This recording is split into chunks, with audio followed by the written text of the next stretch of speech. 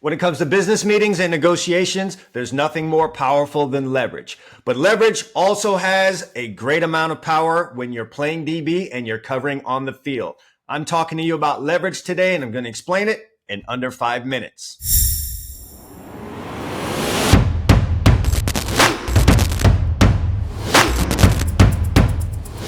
I'm Chad Wilson, owner of All Eyes DB Camp and author of 101 DB Tips. Whether you've been playing defensive back or just watching games on TV, you've probably heard the term leverage. But you're wondering, what exactly does it mean and why is it important? I'm going to talk about it right now. So when we're talking about leverage, it's typically in man coverage.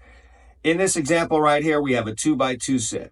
2 receivers to the right, 2 receivers to the left, with a running back to the right side. We're playing cover 1, so that means the free safety is in the middle of the field, ready to help all of these guys that are in man coverage. I'm going to use this right side of the offensive formation to show you what leverage means. Leverage can come in 3 different ways. Either inside leverage, outside leverage, or a corner could line head up. All right. Now, with cover 1, you have help in the middle of the field, so it just makes more sense versus a traditional split for the corner to align with outside leverage. He's trying to squeeze this receiver in between himself and his help in the middle of the field. Leverage typically is based on 2 different things. The coverage, which dictates where your help is going to be, along with the split of the wide receiver. Now, if this wide receiver were to take a super wide split, now the corner would use the sidelines as his help. That's the nearest area for his help, and it wouldn't make sense for him to line up outside here. He's now going to use his help, which is the sidelines, and align with inside leverage. Now, not all coverages are the same. They're pretty much set up to offer help or no help, depending on what's happening with the pass rush and the rest of the guys around you. So I'm going to show you an example where just lining up outside is not going to help you because the help comes from a different place. Let's take an example of a more risky coverage, like cover 0. What's happening in cover 0? The defense is sending an all-out blitz at the offense, in which case several guys are going to be in coverage and more guys are going to be blitzing. So in this case, the strong safety would have this running back.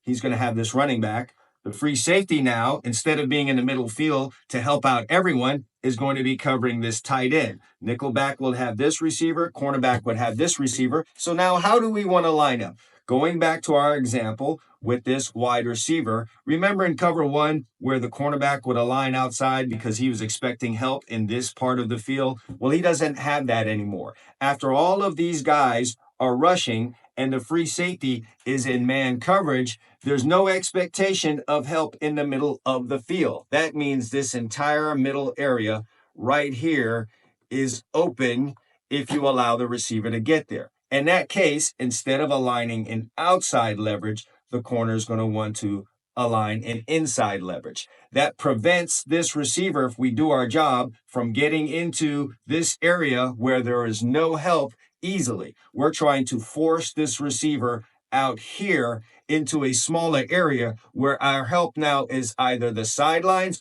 or the intense pass rush on the quarterback that's going to force the quarterback to throw the ball quickly. In this case, we need to align in inside leverage.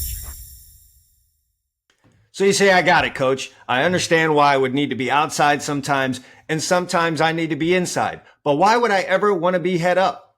I'm going to show you why.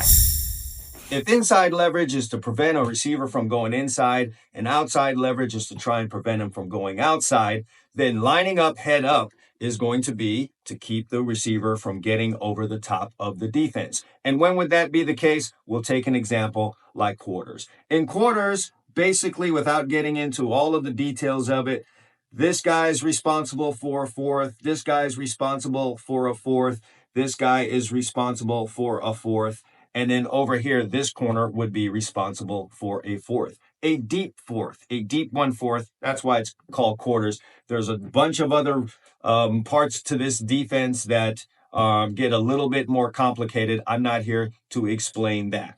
But using our example of leverage, in this case, you may not want to be totally inside, or you may not totally want to be outside. Our biggest job here as the corner is to stay over the top, but we also want to kind of be close if a route breaks off right away. All right.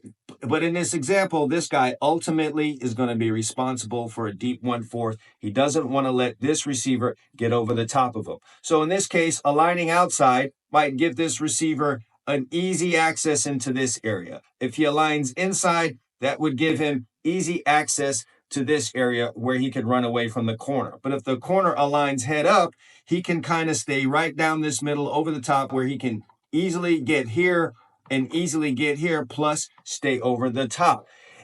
Also, he's more concerned about being over the top because there's a chance that he might get help from one of these guys underneath, typically your linebacker that's buzzing underneath any deep route by the number 1 receiver. Again, I don't want to get too complicated, but this is just an example of why a corner would want to be over the top and head up in his leverage.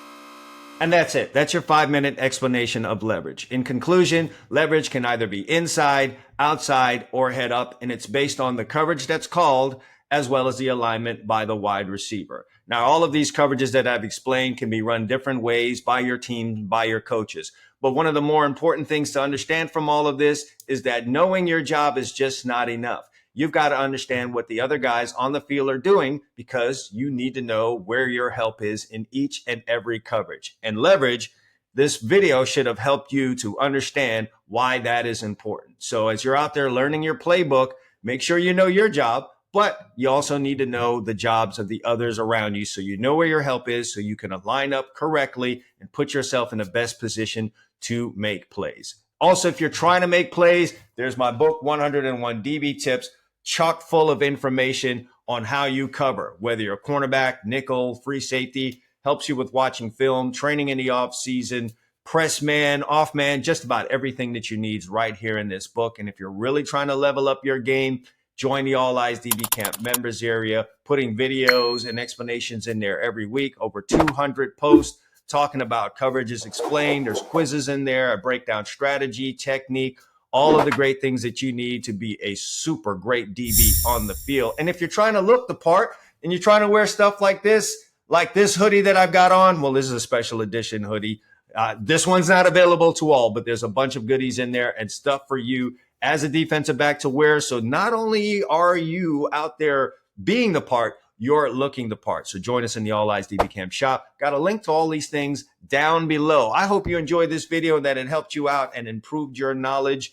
If it did, give it a like and a share. And if you haven't already, subscribe to the channel. That's it for me. I'm out. And as always, All Eyes DB Camp. Consistency breeds results.